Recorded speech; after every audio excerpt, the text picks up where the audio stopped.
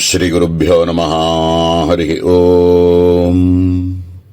अतिमधुरचापहस्ताम् अपरिमित आमोदबाणसौभाग्याम् अरुणाम् अतिशयकरुणाम् अभिनवकुलसुन्दरीम् वन्दे। समस्तगुरुमण्डलदेवताभ्यो नमः।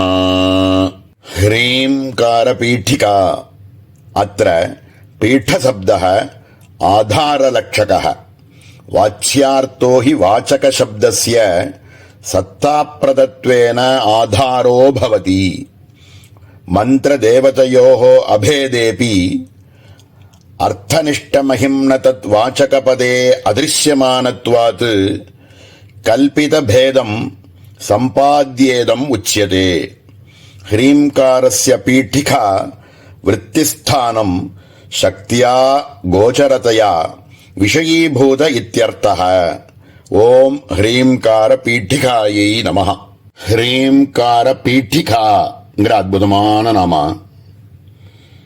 வாச்சியம் வாச்சகம்னு பல வாட்டி பார்த்துருக்கோம். இந்த பாஷ்யத்திலேயே சப்த ரூபமாக இருக்கக்கூடியது வாச்சகம், ஹ்ரீம்னு சொல்லக்கூடிய மந்திரம். அதனுடைய அர்த்தமானது வாச்சியம் அப்படின்னு சொல்றோம். இப்படி இந்த வாச்சியமாக இருக்கக்கூடிய இந்த அர்த்தம் இருக்கே, அதுதான் வாச்சகமாக இருக்கக்கூடிய சப்தத்துக்கு ஆதாரமாக இருக்கு. அப்படிங்கிறதுனால பீட்டிகா அப்படிங்கிற சப்தத்துக்கு, பீட்டம் அப்படிங்கிற சப்தத்துக்கு ஆதாரம் அப்படின்னு சொல்ல வேண்டியிருக்கு அப்படின்னு முதல்ல ஆரம்பிக்கிறார். அதாவது ஹ்ரீங்காரத்துக்கு ஆதாரமாக இருக்கக்கூடிய பரதேவதை அப்படின்னு. வாஸ்தவத்தில் மந்திரத்துக்கும் தேவதைக்கும் பேதமே கிடையாது, வாஸ்தவத்தில் கிடையாது. ஆனால் அது யாருக்கு அப்படின்னா, ஞானியாக இருக்கக்கூடியவா லெவலில் இருக்கிறவாளுக்கு, அந்த சித்தியானது ஏற்பட்டவாளுக்கு மந்திரத்துக்கும் தேவதைக்கும் அபேதத்துவத்தை சித்திக்கும். அது சித்திக்கிற வரைக்கும் ரெண்டா தெரியற பொழுது, வாச்சிய வாச்சகம்னு ரெண்டா தெரியறவாளுக்கு, நம்மள மாதிரி உபாசனை பண்ணிட்டு இருக்கிறவாளுக்கு பரம கருணையோட இந்த இடத்துல என்ன சொல்றார் அப்படின்னா, ஈம்காரத்தில் இருக்கக்கூடிய ஸ்தானமாக அம்பாள் இருக்காள் அப்படின்னு. அதாவது மந்திரத்துக்கு ஆதாரமாக அம்பாள் இருக்காள் அப்படிங்கிறத அதனுடைய சக்தி விருத்தியினால அறிஞ்சோம் அப்படின்னாக்க, கொஞ்ச நாளைக்கு நாலு அளவுல இப்படி இந்த ஹ்ரீம்னு சொல்லக்கூடிய மந்திரத்துக்கு ஆதாரமாக அம்பாள் இருக்காள்னு தியானம் பண்ணிட்டே வந்தோம்னா இது எங்க கொண்டு போய் விடும் அப்படின்னா, பேதம்ங்கிறது நீங்கி அபேதமாக இருக்கக்கூடிய தேவதை வேறு இல்லை, அந்த மந்திரம் வேறு இல்லை அப்படிங்கிற அபேத நிலைய கொடுக்கும். அப்படிங்கிறதுனால இந்த இடத்துல இப்படி பீட்டம் அப்படின்றது ஆதாரம் அப்படின்னு சொல்லி, ஹ்ரீம்காரத்துக்கு பீட்டமாக ஆதாரமாக அம்பாள் இருக்காள் அப்படிங்கிறத பரமகருணையோட நமக்கு உபாசனைக்கு இப்படி பண்ணணும் அப்படிங்கறத சொல்லினுறார். இதுக்கு மேல இருக்கக்கூடிய ஹ்ரீங்கார வேத்யா அப்படிங்கிற நாமாவை நாளைய தினம் பார்ப்போம். ஓம் சகனாவது சகனோ புனக்து. ஓம் ஸ்ரீ குருப்யோ நமஹ. ஹரிஹி ஓம். அதிமதுர ஜாபகஸ்தாம் அபரிமித ஆமோதபான சௌபாக்யாம் அருணாம் அதிசயகருணாம் அபிநவகுலசுந்தரீம் வந்தே. समस्तगुरुमण्डलदेवताभ्यो नमः। ह्रींकारवेद्या स्वरूपतः निर्गुणब्रह्मतया अज्ञानविषयत्व आश्रयत्वाभ्याम् अप्राप्तपुरुषार्थस्वरूपतया संसारदशायां प्रतीयमानत्वात् गुरूपसदनश्रवणादिरूपविद्यप्रामाण्यनिरासाय लक्षणया शुद्धस्वरूपपरमानन्दतया प्रेप्सितत्वात् श्रवणादिजन्यवृत्तिव्याप्यत्वरूपवेदना விஷயத்துவம். ஹ்ரீங்கார வேத்யா அப்படிங்கிற ரொம்ப சாரதமமான ஒரு நாமா. வாஸ்தவத்தில் பரதேவதை சுபாவமாகவே நிர்குண பரபிரம்மஸ்வரூபமாகத்தான் எப்போதுமே இருந்துருக்கா. ஆனால் சம்சார தசையில் நமக்கு அஜ்ஞானத்தினுடைய ஆசிரியம் இருக்கிறதுனால இந்த விஷயமானது நமக்கு அபரோட்சமாக நமக்கு இல்லை அப்படின்னு மேலோட முதல்ல ஒரு விஷயத்தை நமக்கு புரிய வைக்கிறார்.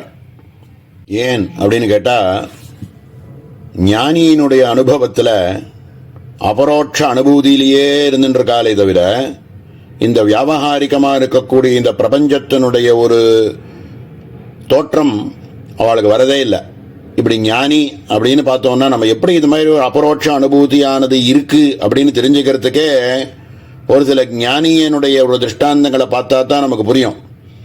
பிரகலாதரோ, ஆஞ்சநேயரோ, சனகாதிகளோ, ஜனகர், நாரதர், சுகர், சதாசிவ பிரம்மேந்திரா, நம்ம ஆதிசங்கரர், அகஸ்தியர், லோபாமுத்ரா, கோபிகா ஸ்திரீகள், ராமகிருஷ்ண பரமஹம்சர், நம்மளுடைய பரம்பரையில் வந்திருந்த குஹானந்தநாதர், சார் ஸ்ரீ சிதானந்தநாதர், நம்ம குருநாதாள், இவாளெல்லாம் பார்க்கும்போது தான் அபரோட்ச அனுபூத்தின்னு ஒரு நிலை இருக்கு.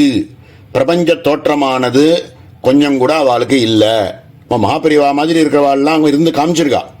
பிரபஞ்சம் அப்படிங்கிற தோற்றமானது இருந்தாலும் அப்படின்றத அதை தாண்டி பாரமார்த்திகமான சத்தியம் ஒன்றுத்தான் உண்மை அப்படின்னு அதே நிலையில இருக்கிறத நம்ம பார்த்துருக்கோம்.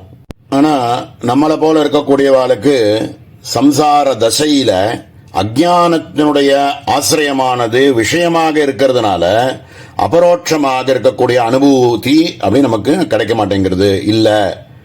அதனால மகா புருஷார்த்தமாக இருக்கக்கூடிய ஞானி அப்படின்னு சொல்லக்கூடிய நிலை இருக்கே, அனுபூதி நிலை, அந்த அனுபூதி நிலையானது நமக்கு கிடைக்க மாட்டேங்கிறது அப்படின்னு சொல்றார். இந்த மாதிரியான அனுபூதி நிலை கிடைக்கணும் அப்படிங்கறத உத்தேசிச்சுதான் குருநாதாள்கிட்ட போய் வேதாந்த சிரவணங்கள், அதை எப்படி மனனம் பண்ணணும்ன்றதையும் தெரிஞ்சுண்டு நிதித்தியாசனம் பண்ணி இதெல்லாம் பண்ணினாலும் இந்த விஷயமானது நமக்கு சித்திக்காத வரைக்கும் அப்பிராமான்யமாக தோன்றது அப்படின்னு சொல்றார். ஆனா ஸ்ரத்தையினால நமக்கு இது பிராமான்யம்தான் அப்படின்னு சித்திக்கணும். அதுக்கப்புறம் அந்த சிரவண மனன நிதித்தியாசனாதிகள்லாம் நமக்கு கைகூட ஆரம்பிக்கும். இப்படிப்பட்ட இந்த அஜ்ஞானத்தை நிவர்த்தி பண்ணிக்கிறதுக்கு குருநாதாள் கிட்ட போய் இந்த ஹ்ரீம்காரம் அப்படின்னு சொல்லக்கூடிய மந்திரத்தை உபதேசம் வாங்கினதுக்கு அப்புறம் இந்த ஹ்ரீம்காரமானதே பரதேவதையினுடைய அகண்டாகார விருத்தி வியாபிய அபரோட்ச ஞான விஷயமாக பரதேவதையாக இருக்கிறாள் அப்படின்னு இந்த ஹ்ரீம்காரமே தான் அந்த பரமாத்மஸ்வரூபம் அப்படிங்கறது சித்திக்கிறதுக்கு குருமுகமாக நமக்கு இந்த மந்திரமானது பிரயோஜனமாக இருக்கு அப்படிங்கிறார். பிரம்மன் யஜ்ஞான நாசாய விருத்தி வியாப்திரிதீர்யதே மாமேவ யே பிரபத்யந்தே மாயாமேதாம் இத்யாதி வச்சனாத் பகவதாப்யங்கீகிருதம் இதி ஹ்ரீம்காரேண குருமுகோத்பூதேன வேத்யா வேதித்தும் யோக்யா தத் ஸ்வரூப பரிஜ்ஞானத்வாரா தத் பிராப்திரூப புருஷார்த்த ஹேதுத்வாத் இதி தாத்பர்யம். ஓம் ஹ்ரீம்கார வேத்யாயை நமஹ. இந்த ஞான சித்தியை உத்தேசித்து 2 பிரமாணங்கள் காமிக்கிறார். பிரம்மன் யஜ்ஞான நாசாய விருத்தி வியாப்திரிதீர்யதே அப்படின்னும், மாமேவ யே பிரபத்யந்தே மாயாமேதாம் தரந்திதே அப்படின்னு பகவான் கீதையில சொல்லியிருக்கக்கூடிய ஒரு வாக்கியத்தை மாமேவையே பிரபத்யந்தே, என்னை பிரபத்தி பண்றதுனால மட்டுமே உன்னால இந்த மாயை அப்படிங்கிற சம்சார சாகரத்தை உன்னால தாண்ட முடியும், இதை தாண்டறதுக்கு ஒரே வழி என்கிட்ட பிரபத்தி பண்றதுதான் அப்படின்னு சொல்லி குருமுகமாக இந்த ஹ்ரீம்கார மந்திரத்தை உபதேசம் வாங்கிண்டு இந்த ஹ்ரீம்காரமே பரதேவதையினுடைய ஆனந்த பிராப்தி ரூப மோட்சமாக இருக்கு அப்படிங்கறத தான் இந்த இடத்துல ஹ்ரீங்கார வேத்யாயை நமஹா அப்படின்னு மேலோட புரிய வைக்கிறார். இப்படியாக ஸ்ரத்தையோட குருநாதால் நமக்கு கொடுத்திருக்கக்கூடிய மந்திரத்தினுடைய இந்த மந்திரங்களை, பிரம்ம வித்யைன்னு சொல்லக்கூடிய மந்திரங்களை ஜபம் பண்ணிட்டே இருக்கிறதுனால குரு கிருபையில அத்தனை பேருக்கும் இந்த ஞான சித்தியானது ஏற்பட்டு இந்த அபரோட்ச அனுபூதியானது ஏற்படும் அப்படிங்கிறது தான் ஹ்ரீம்கார வேத்யாகவே அம்பாள் இருக்காள் அப்படிங்கிறது ரொம்ப சாரதமமான ஒரு நாமா. இதுக்கு மேல இருக்கக்கூடிய அடுத்த நாமாவை ஹ்ரீங்கார சிந்தியா அப்படிங்கிற நாமாவை நாளை தினம் பார்ப்போம்.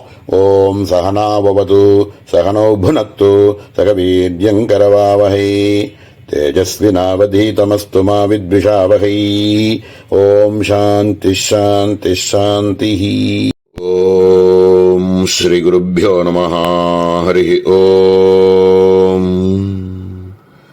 அதிமதுரஜாபஹஸ்தாம் அபரிமித ஆமோதபான சௌபாக்யாம் அருணாம் அதிசய கருணாம் அபிநவகுலசுந்தரீம் வந்தே. समस्त गुरुमंडल देवताभ्यो नमः. ह्रींकार चिन्त्या अस्य बीजस्य पंचप्रणव अंतर्गतत्वेन ओंकार भेदे ब्रह्म प्रतीक विशेषात् प्रणवे यथा परापर ब्रह्मोपासन हेतुवदस्मिन् वा प्रतीके तद्भवति इति विकल्पः. यदा भक्ति पार्थक्येन मंत्र विशेषेषु भवतीति योग वेद मार्ग रहस्यं न वादजल्पाद्यवकाशः. ह्रींकारे उभयविध ब्रह्मस्वरूपतया चिन्तितुं योग्या. ध्यानस्य साक्षात्कारं प्रत्यारादुपकारकत्वेन ध्यातव्येत्यर्थः. ஓம் ஹ்ரீங்கார சிந்தியாயை நமஹ. ஹ்ரீங்கார சிந்தியா அப்படிங்கிற ரொம்ப முக்கியமான நாம. இந்த பீஜத்தில் பரபிரம்மஸ்வரூபத்துக்கு மனசுக்கும் வாக்குக்கும் அப்பாற்பட்ட பரமாத்மஸ்வரூபத்தை ஏதாவது ஒரு சப்தத்தினால சொல்லுங்கன்னா அதுதான் வாக்குக்கு அப்பாற்பட்டதே. அது எப்படி சொல்றது அப்படின்னு தோணும். வேதமே வாக்குக்கும் மனசுக்கும் அப்பாற்பட்ட அந்த பரபிரம்மஸ்வரூபத்தை ஏதாவது சொல்லி புரிய வைங்களேன் அப்படின்னு கேட்குறவாளுக்கு ஓம் அப்படின்னு ஒரு பிரதீகம் அப்படின்னு சொல்லி வேதமே கொடுத்துருக்கு. ஓம்ன்றது சப்த ரூபமாக இருக்கக்கூடிய இந்த அக்ஷரமானது பிரம்மத்துக்கு பிரதீகம். அதுக்கு நேரஸ்ட ஏதாவது ஒரு சப்தத்தினால பிரம்மத்தை புரிய வைக்கிறதுக்கு ஒரு அக்ஷரத்தை சொல்லுங்களேன்னு கேட்டா ஓம் அப்படின்னு அதுக்கு பிரதீகமாக கொடுத்திருக்கு அப்படிங்கிறார். அதே பரமாத்மஸ்வரூபமானது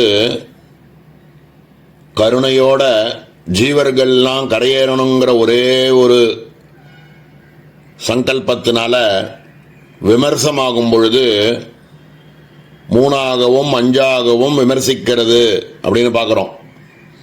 அப்படி ஆகும் பொழுது அதுவே சிருஷ்டி ஸ்திதி சம்ஹாரம் திரோதானம் அனுகிரகம் இப்படின்னுலாம் 5 விதமாக ஆறுது. 5 பிருத்திவி அப்பு தேஜு வாயுர் ஆகாசம் சப்தஸ்பர்சரூபரதகந்தம் இப்படிலாம் பஞ்ச இந்திரியங்கள், பஞ்ச ஞானேந்திரியங்கள், பஞ்ச கர்மேந்திரியங்கள் இப்படிலாம் எல்லாமே 5 ஆகும் பொழுது இந்த விமர்சமாக இருக்கக்கூடிய இந்த பிரபஞ்சத்துக்கு ஏதாவது ஒரு பிரதீகம் சொல்லுங்களேன் அப்படின்னு கேட்டா அதுக்கு ஐம் ஹ்ரீம் ஸ்ரீம் க்ளீம் சௌஹு அப்படின்னு இருக்கக்கூடிய ஓம் ஐம் ஹ்ரீம் ஸ்ரீம் ஐம் க்ளீம் சௌஹுன்னு நம்ம சொல்லிகிட்டே இருக்கோம். அதில் இருக்கக்கூடிய ஐம் ஹ்ரீம் ஸ்ரீம் திருப்பி ஐமானது ரிப்பீட் ஆகுது.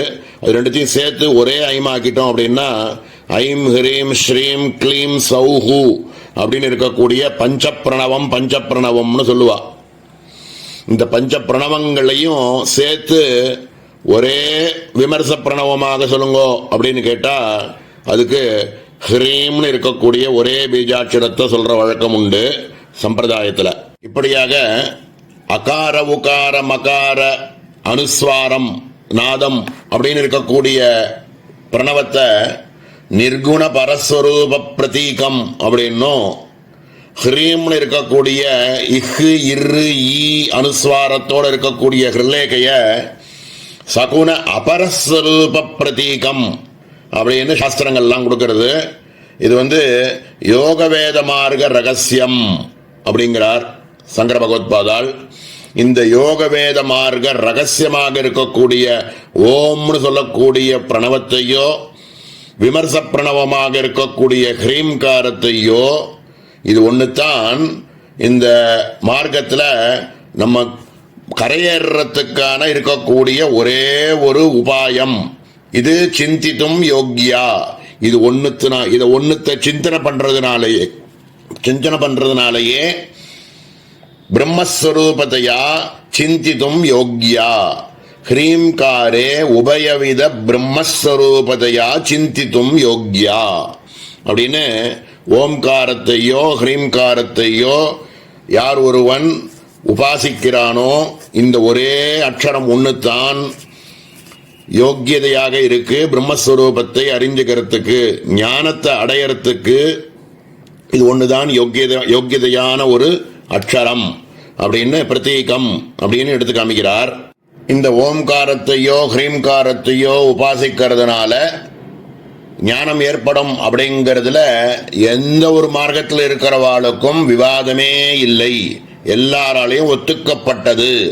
அப்படின்னும் இந்த ஓம்ங்கிற பீஜாட்சரத்தை தனியா கேவலமா இருக்கக்கூடிய இந்த ஓம்காரத்தை சன்னியாசித்தான் உபாசிக்கலாம்ங்கிறதுனால ஹ்ரீம்னு இருக்கக்கூடிய ஹிருலேகையானது சன்னியாசியும் உபாசிக்கலாம், இதர ஆசிரமங்கள்ல இருக்கிறவாலும் உபாசிக்கலாம். அப்படிங்கிறதுனால இந்த ஹ்ரீம்னு இருக்கக்கூடிய பீஜாட்சரத்தை சிந்தனை பண்றதுனால தியானஸ்ய சாட்சாத்காரம் பிரத்யாராதுபகாரகத்வேன, இதை மட்டுமே தியானம் பண்ணி உபாசனை பண்றதுனால தியாதவ்யே தியர்த்தஹ, இதை தியானம் பண்றதுனாலேயே, இதை சிந்தனை பண்றதுனாலேயே சாட்சாத்காரமானது கைகூடும். அப்படிங்கிறதுனால ஹ்ரீம்கார சிந்தியா அப்படின்னு ரொம்ப அற்புதமான நாமா. இத மேல மேல இது மாதிரி இந்த ஹ்ரீங்காரத்தை தியானிச்சு அத்தனை பேருக்கும் அந்த சாட்சாத்காரமானது ஏற்பட்டு ஞானத்தினால கைவல்யமானது கிடைக்கும் அப்படிங்கிறது சித்தம். குருநாதால் கிருப்பையில எல்லாருக்கும் இது கிடைக்கணும் அப்படின்னு பிரார்த்தனை பண்றோம். இதுதான் ஹ்ரீம்கார சிந்தியாயை நமஹா. இதுக்கு மேல இருக்கக்கூடிய ஹ்ரீம் நமஹா அப்படிங்கிற நாமாவை அடுத்த அவகாசத்தில் நாளைக்கு பார்ப்போம்.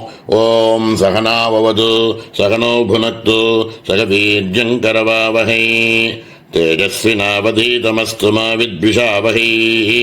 ஓம் சாந்தி சாந்தி சாந்தி. ஓம் ஸ்ரீ குருभ्यो நமः. ஹரி ஓம். அதிமதுரஜாபகஸ்தாம் அபரிமித ஆமோதபாண சௌபாக்யாம் அருணாம் அதிசய கருணாம் அபிநவகுல சுந்தரீம் வந்தே. சமஸ்த குருமண்டல தேவதாभ्यो நமः. ஹ்ரீம் நமः.